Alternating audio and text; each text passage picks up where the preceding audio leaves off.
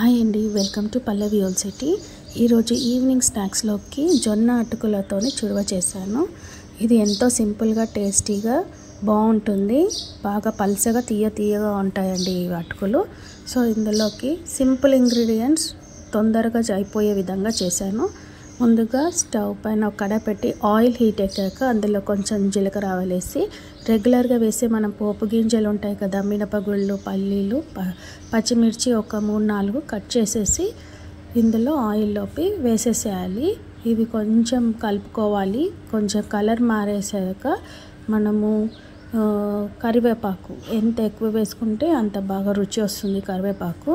So ఇవి కూడా వేసేసి బాగా కలుపుకోవాలి. కొంచెం కలర్ చేంజ్ అయ్యేంత వరకు కలపాలి. కలర్ చేంజ్ అయ్యాక మన రుచికి తగ్గట్టుగా కొంచెం ఉప్పు కూడా ఎక్కువ వేసుకోవద్దు. అటుకులు తీయగా ఉంటాయి కాబట్టి ఉప్పు వేస్తే టేస్ట్ మారిపోతుంది. ఎక్కువగా ఉప్పు వేయకుండా లైట్గా వేసుకోండి.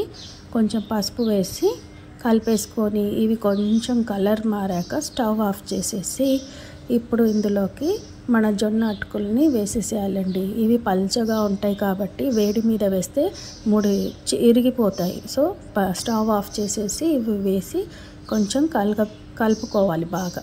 సో అదేవిధంగా మొత్తం వేసి కొంచెం కలుపుకుంటే పోపు అంతా కూడా ఈ జొన్న అటుకులకి కలిసిపోతుంది.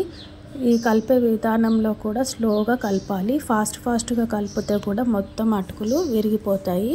అలా కాకుండా స్లోగా కలుపుకోవాలి. చూసారు కదా, నాకు ఈ విధంగా లైట్ కలర్ మైల్డ్గా వచ్చింది.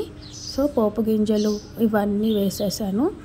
పచ్చిమిర్చి, కారం, అక్కడక్కడ కరివేపాకు, స్లైట్గా టేస్ట్ అనేది చాలా బాగా వస్తుంది. పిల్లలు కూడా నార్మల్గా ఈజీగా తినే విధంగా ఉంటుంది.